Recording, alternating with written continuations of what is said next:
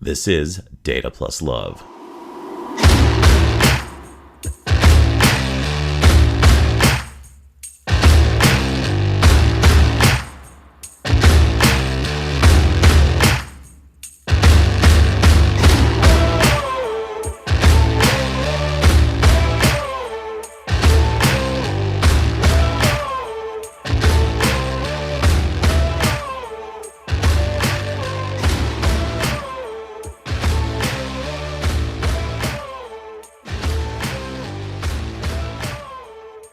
Hey everybody, welcome. I'm here today with Will Strouse. Will's a good friend of mine who I've known on Twitter for quite some time. He has a beautiful Tableau portfolio, and we got to spend a lot of time together this year at this past year's Tableau conference. How are you feeling tonight, Will? I'm good. How are you? I'm doing pretty good. How is the weather treating you? I know you've had this nor'easter sweeping through. I know you've got farm concerns. I know at one point you said you had a garage full of bunnies.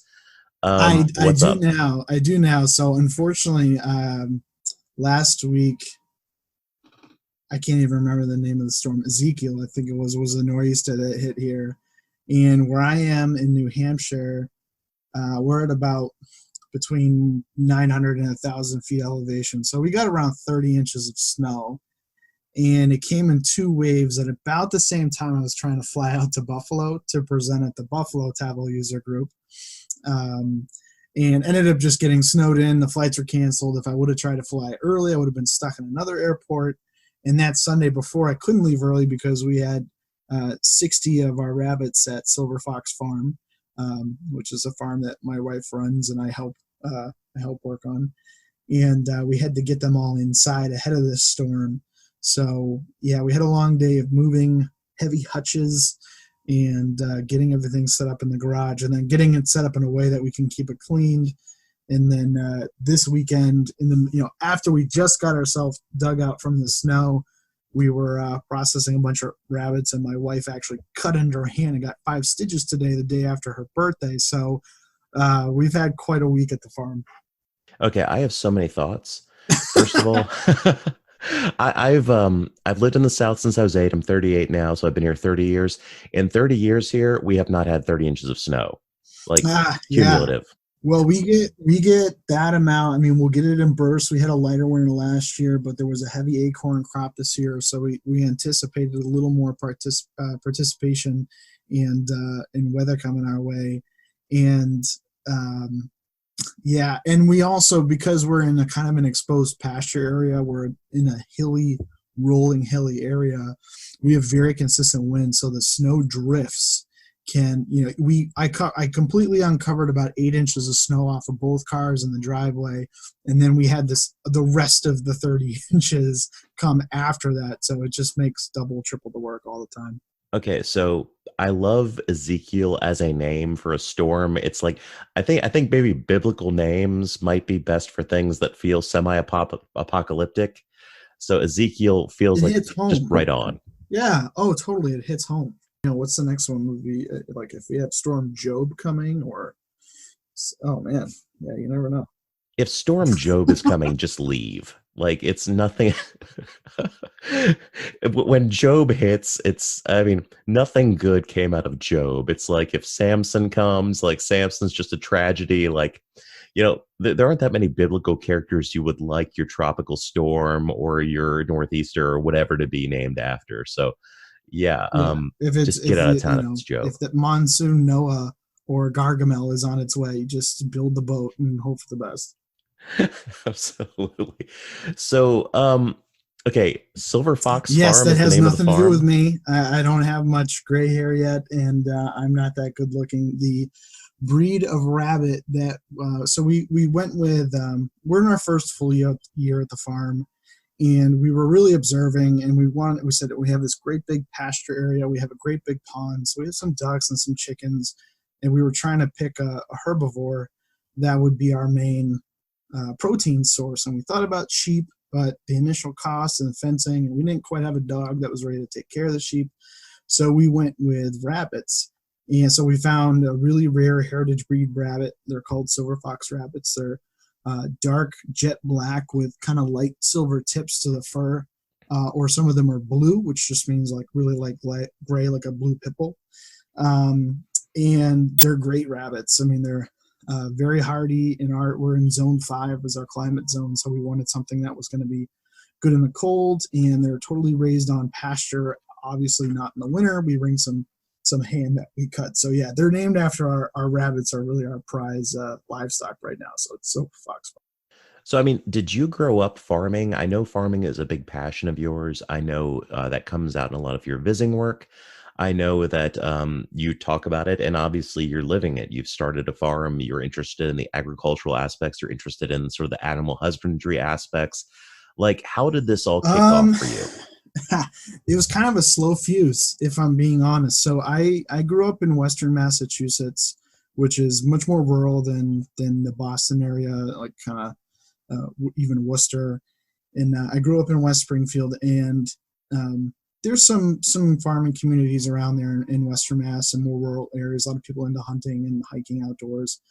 And then my father was from Central Pennsylvania, and his brother, my uncle, is a farmer in that area. My grandfather was a farmer, but they were more conventional farmers. Like they were just truck drivers, and that's literally what they did. Is they were either driving trucks on long hauls or they were riding combines, and it wasn't a lot of interest in whether it was organic or not. If it was soybean or corn, they didn't care. They were just plowing. So I had a little bit of that interest in farming early, but didn't really hit home with me. And then I was able to go to a boarding school called Northfield Mount Herman, which really had a big impact on my life. And they had a farm program at the school. So I lived at the school. It was in a pretty isolated rural area in the Connecticut River Valley. And you had to do some kind of job. So you were either in the kitchen cutting onions, or you were vacuuming in your dorm, or you were working on this farm program. So I always opted in for the farm. And we did things like maple sugaring, apples. We had horses on the farm. Pigs. Our mascot at the school was the hoggers, which was actually originally a derogatory term because we had a farm program, but they sort of embraced it. And that had a big impact to me. And then I was really pursuing something totally different in criminology through college, but I kind of had that bug in me that I loved trees. I loved meat, and was very passionate about the idea that if you're going to eat meat, you should be able to raise and butcher an animal and understand, like not have that gap between meat on your plate and the living animal. And I was lucky enough to meet my now wife, who's my girlfriend in college, who was really in that same mindset. And we were looking for properties the last couple of years, and we were more looking for like the perfect property versus that just happened to have a house on it versus finding our first house. And we just got lucky. We found a really great place. We were able to afford it. And we're in that first year of, we're going to be soil farmers for about 4 or 5 years. And then it'll develop from there, kind of picking the produce. But for now, rabbits kind of pay the bills. They're very profitable, and we like eating them. So it helps the grocery budget. That's really fascinating. I mean, I don't know much about any of this, really. I mean, I grew up when I was a kid in Pennsylvania, but it was close to Philadelphia in the suburbs of Westchester. Before that, I'd lived in a tiny little town called Wagontown in like 100-year-old house. And then I pretty much moved to the suburbs of Tennessee. So while I am never far from agriculture, I mean, there are farms 20 minutes from my house. It's really something I've been so disconnected from. I've never been a hunter. I've never been a farmer. But I totally get where you're coming from. And I totally have a respect for that sort of, that's not rationale, that philosophy surrounding meat, because I just feel like it's a much more honest way to approach being, a carnivore pretty much. Like I'm very disconnected from my food sources, so I don't really have any skin in the game when it comes to, if I'm eating chicken, I go to the store and I buy something that's prepackaged, and I didn't have to, experience any of the difficulty of that. Yeah, I think it was more, our gain was a holistic view of, we see a lot of the challenges that the suburban lifestyle brings in terms of consumerism versus sustainability. And we were looking for a sustainable way to live that was still reasonable. Like, we like living in New England. We didn't quite want to move out into the middle of nowhere. And we also have a 2 and a 4-year-old who were infants at the time that we were looking for houses. So it was just a really tough transition to go way off grid. But yeah, that was a big part of it. And that was a lot inspired by my wife too, because she had moved as she matured from like high school and college and in her 20s and into her 30s. She had moved between vegetarianism and being a vegan and it was always had to do with the treatment of animals versus the actual consumption of meat. And it is kind of it's amazing to see her develop and how the vision for the farm coming to fruition. The same person who was vegan is now like butchers 20 rabbits in a weekend. So and still feels great about it. So it's been a great journey. I'm itching to move forward to planting trees and gardening, which is kind of my the plants and the trees is my expertise. She's more the animals. So I'm looking for the next couple steps, but I'm being patient because we have to really develop the soil quality and establish some trees before we really move to a true permaculture setup, which is obviously our final goal.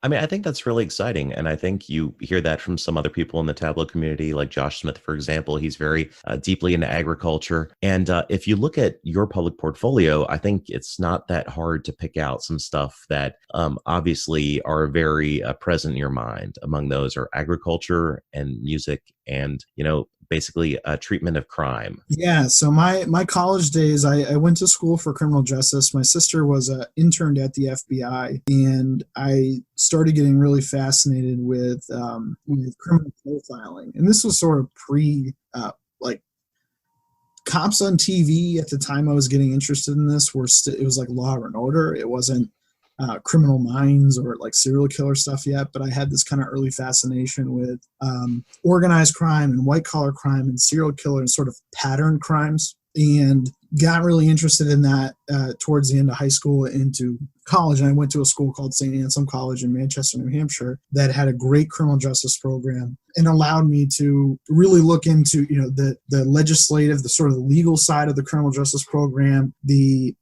executive side where we went to go visit state troopers. And my sister was actually a local cop time I was in college in the same town, which I don't recommend. So my sister was my roommate and a cop in the town where I went to college. So I didn't get into too much trouble that anybody found out about. I was kind of pursuing that as my career. And then I graduated in 2008 at the depth of the recession. So they weren't really, there's sort of a government hiring freeze unless you wanted to go in like DEA or Border Patrol or something like that. And I ended up in corporate loss prevention world where I was able to bring over this sort of fraud crime pattern analysis sociological or criminology background into a data set that was really rich with financial activity, and made my early career at being a loss prevention, like a retail loss prevention fraud analyst. I mean, that's an interesting journey you've been on, really. I mean, I know for me, I graduated, I guess 2004. With my undergrad degrees, I had a bachelor's in marketing and a bachelor's in management information systems. When I first entered college, I was really into IT. And at the time, there were people getting hired out as juniors, like $40,000 signing bonuses to go be a coder for whatever, But in the middle of all that, the dot-com burst happened. So my degrees very quickly diminished in value before I even had them. And I was looking at my options as I was preparing to graduate, and grad school was looking really good. So I managed to get into a graduate program. I didn't even end up paying for grad school. I got an assistantship. So basically, I worked a day job at a swimming pool supply store, an afternoon job as a graduate assistant, advising undergrads in their classes, then the evenings going to classes for grad school, and then from about 11:30 at night on trying to do some homework before getting up to do it again the next day. And it's like the trashiest of all trash TV was on when I get home. So I'd be like, be watching the reruns of like the absolute worst sitcoms on Fox while trying to do homework. I had like half a day off a week. It was the most miserable year and a half of my life, because I mean, it's where you're your peak value as a human being in the marketplace is at its lowest. It's like, oh great, you're educated, you have no experience though, so we don't want to pay you. But at the same time, you need the money more than ever, because you can't go back to the swimming pool store because they know you're too educated to stay, but you're also too unskilled to be hired into something that fits with your degrees. That, and you know what, and that was the gap. It's interesting the way you frame that story, because that was the gap where we were when we decided that we really wanted to pursue a more agrarian lifestyle. Was that we are so dependent on our food and water that we couldn't, if we lived in a city and all of a sudden those doubled or tripled or quadrupled in cost or just weren't available, we would have no option. Like, we wouldn't know what to do. So we really made that move where it was like we realized how little we knew when we started that process. And it was even things like, oh, when are blueberries in season? Where do you plant? Like, why is it good to plant tomato with basil together? Is that just because people like caprese? Like, we were so clueless, and realized that this was something really, really important that we knew nothing about. And we were at this awkward value where, like, I had a good job, we were making good money, we were at this point where we're supposed to be making these big decisions, but we were adults who didn't know how to get food, like where their food came from. So that would kind of caused a big life change for us. I can imagine that. I mean, I know for me during that phase of my life, the week I was about to graduate from grad school is when my parents moved back to Pennsylvania. So my entire sort of familiar support structure disappeared. And I had a girlfriend who's now my wife. And that was about the best thing I had going on for me. But besides that, I graduated with my MBA at like age, I guess, 20. I don't know, 22, 23. And I could not find employment. I couldn't even go back to the swimming pool store I had just come from. So out of 6 months being unemployed, I burned through all my savings. I actually, it's like I literally burned through everything and no one would hire me because, Yeah. When you apply for a job, you put down your credentials. My credentials are my education. My education biases people against hiring you at like even a fast food restaurant because they're like, well, you're going to leave in a month. But at the same time, a more corporate job won't hire you because you don't have the experience. So let me tell you, internships, guys, like that's the best thing I can pitch if you're. Yeah. I totally agree with that. The internships are a great way in, and I've known some people who are fantastic professionals that were internships at the first big company that I worked at, and it was great to see them develop. I was really just lucky. I got some great opportunities. I had supervisors at a retail company that I worked at that really invested in me and my training, knowing that there was the potential I would move on. But I just had so many good breaks, like you. I met the right girl who helped kind of add a lot of directions to my life. And then I just have been I've been really lucky. I've had a great string of mentors and supportive people around me, the Tableau community, of course.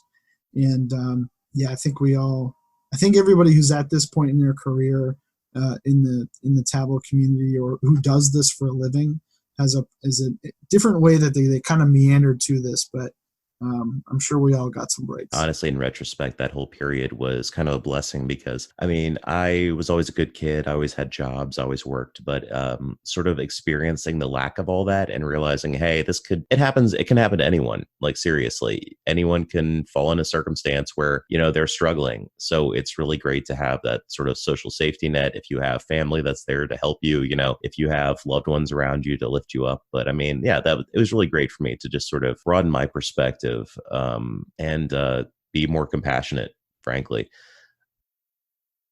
But talking about your caprese salad, going back to that, transitions, man. So you have a viz.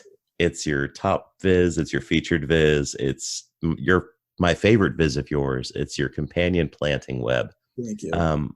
Which, for those of you that know it, you won't forget it, but it's a spectacular chord chart.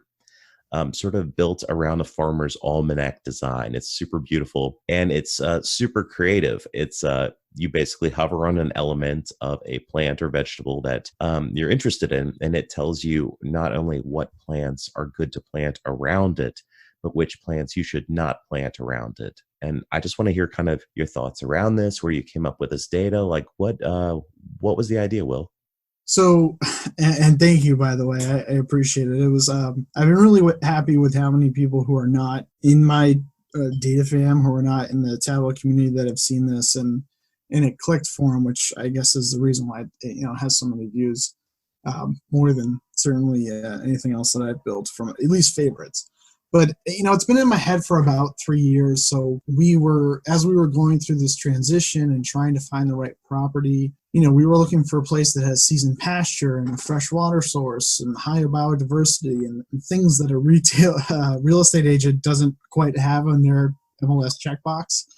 We were looking for these properties. So was reading through gardening books and planting books like crazy, and planning these different plant ecosystems that I was going to build. And I kept seeing these companion planting charts, and they were usually in tabular format, and it would have a list of plants and then their companions, or there would be different sections of an Excel style chart, and one would be combatant. And they were trying to express, all of them were trying to express these really interesting relationships between different plant species in a garden, and they were doing it in a tabular sort of checkerboard format, which never really worked for me. And I always imagine it as a network. And I had seen, really cool, as a Dataviz professional, I'd seen some great network diagrams by Joe Mako and Noah Salvatierra, Ken Flerlich, and thought more in that sense. And I kind of thought of this idea of a chord diagram where you could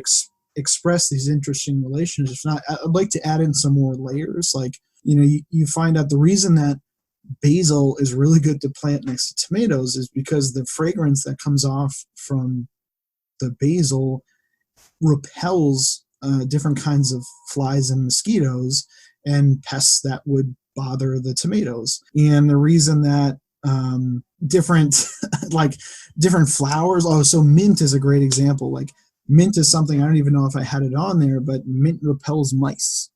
And it's just these little sort of old farmer's almanac type words of wisdom.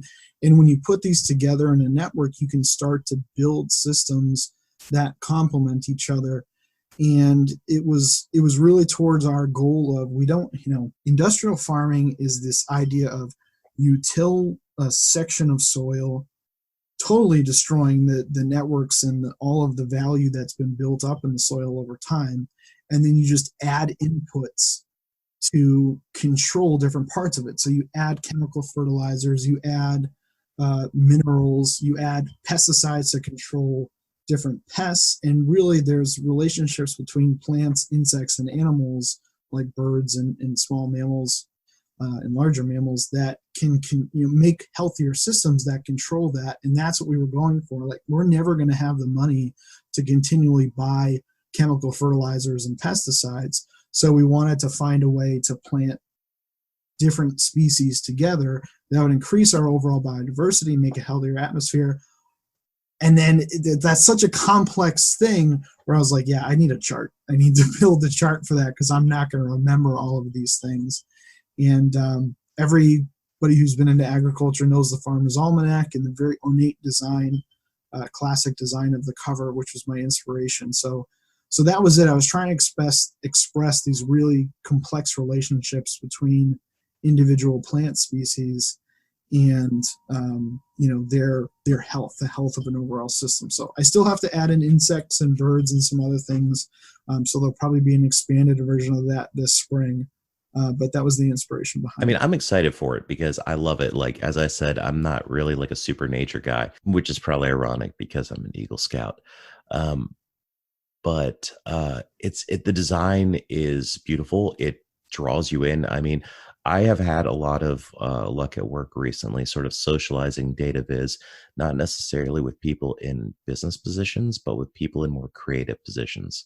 because we have people that design our work and stuff for us. And by showing them that data visualization goes beyond lines and bar charts, it's really gotten them excited and fired up. And I'm actually interacting a lot more with this team that I previously had no relationship with. And honestly, this viz of yours was one of the first ones I showed them to sort of socialize them, like, hey, look, it's a much more broad topic than you could ever realize. Because if someone were talking about data, their first thought goes to Excel spreadsheets and then their mind goes to sleep. But when I see the companion planting web, I get curious. I start hovering and clicking and reading, and each piece of information that it feeds me makes me want to know another piece, and it just keeps going.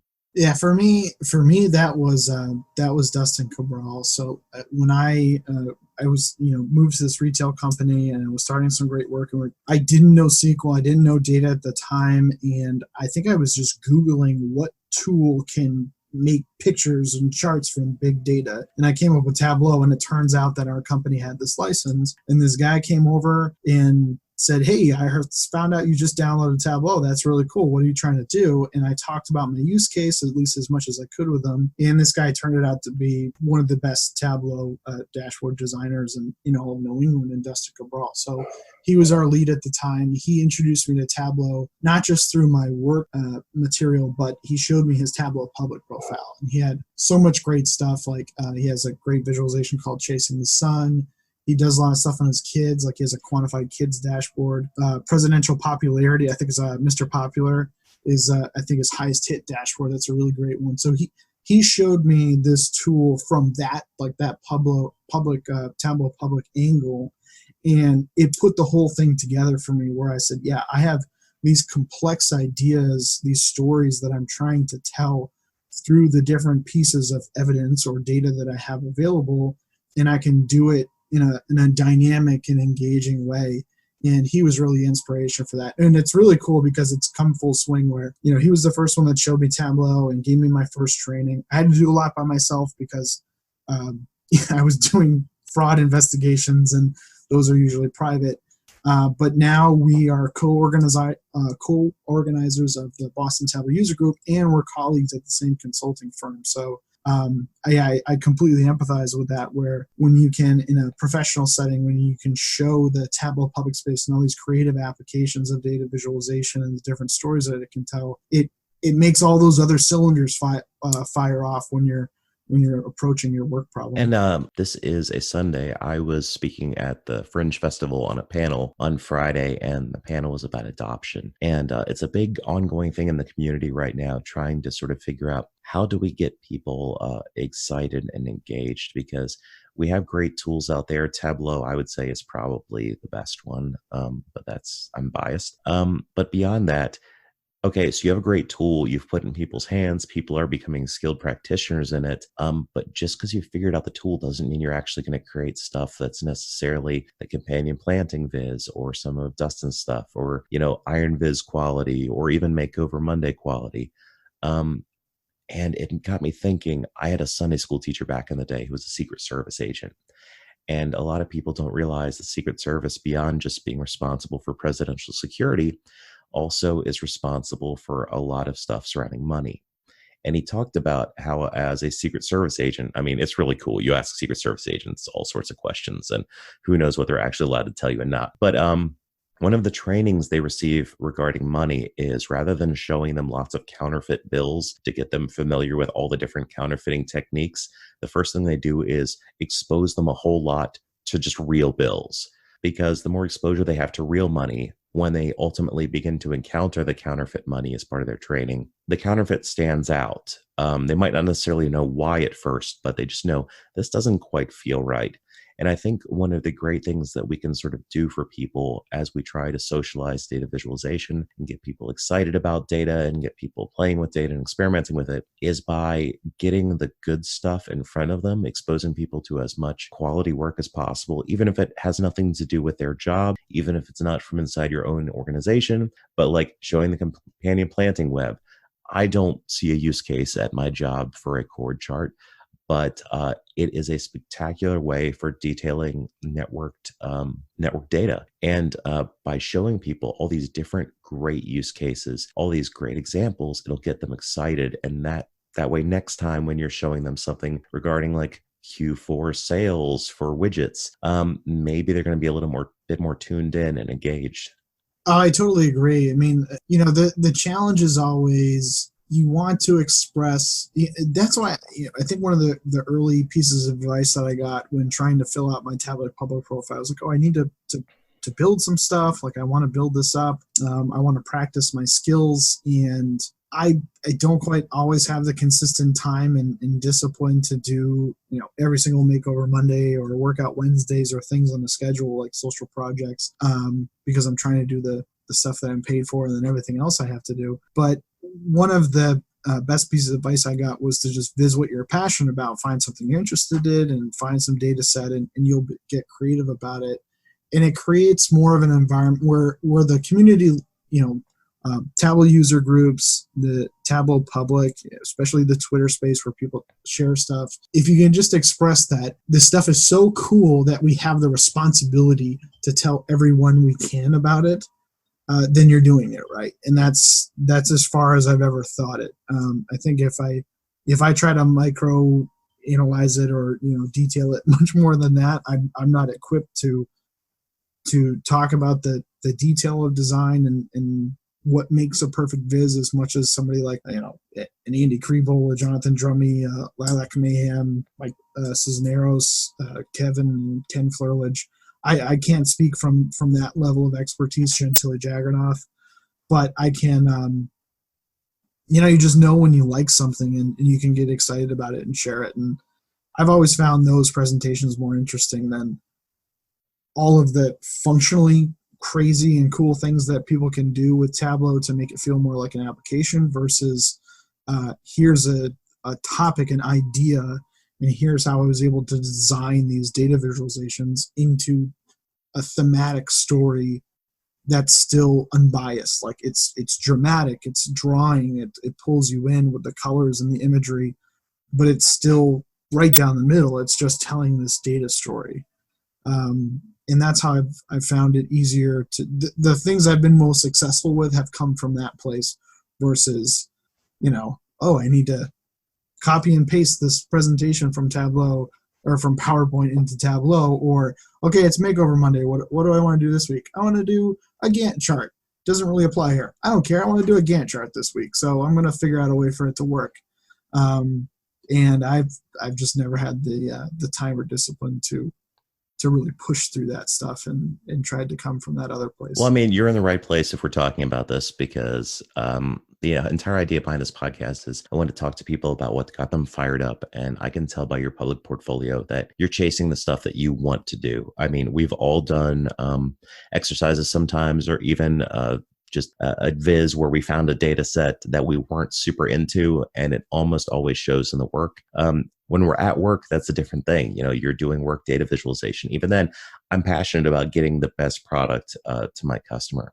But with your public work, you can tell if I was doing, something I was really into or something I was really not into, because I put in that extra personal touch. I put in that extra effort, and it's tangible. It really is. And I'm not discrediting the other side. Like there are people, people like Bo McCready comes to mind, where he puts out so much stuff and it's such high quality and it's always impactful.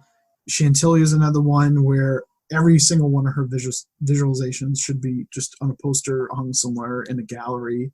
They're so bold and she tries so many different chart types.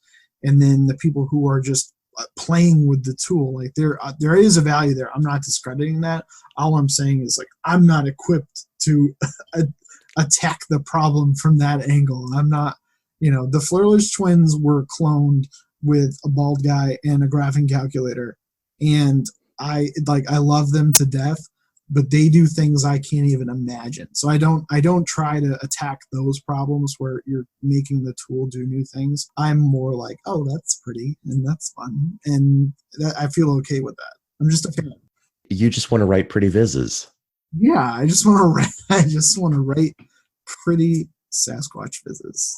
Well, on that note, Will, let's wrap things up. Is there anything you would like to promote? Anyone you'd like to promote? Anything you'd like to talk about? Well, shout out to mom. No, my mom's fine. I talked to her the other day. She's good. They're down. They snowbird from South Carolina, like a lot of people from New England. No, I think I would say, the tableau community is really an important thing to me. And Anthony Chamberas and Zach Lieber had established such a great Boston tableau community, and always got great guest speakers like Jonathan Drummey and Steve Wexler and Ryan Sleeper. They let me present things, like a visualization and an hour presentation on the history of the death penalty in America. Not a lot of people let you do that in public. So I really appreciate them for giving me the opportunity to do that. And then our greater, I've taken over as one of the organizers of the Boston Tableau User Group along with Dustin.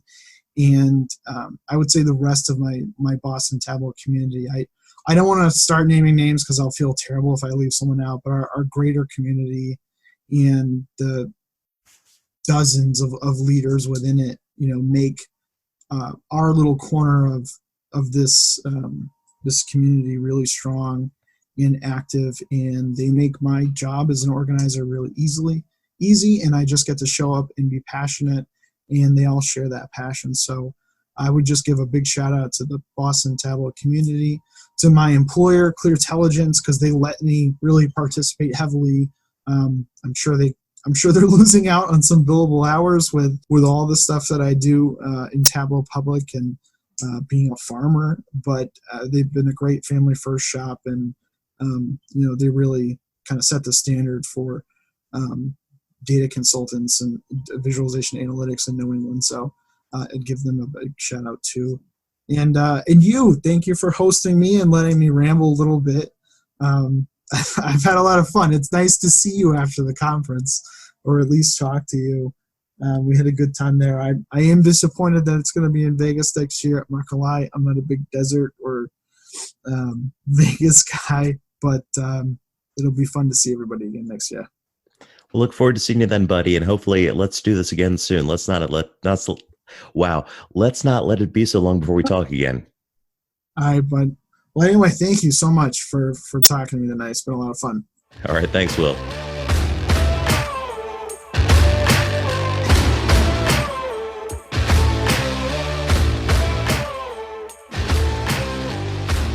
Data Plus Love is recorded and produced by Zach Bowders. Our music track is We Are Legends by Alex Stoner.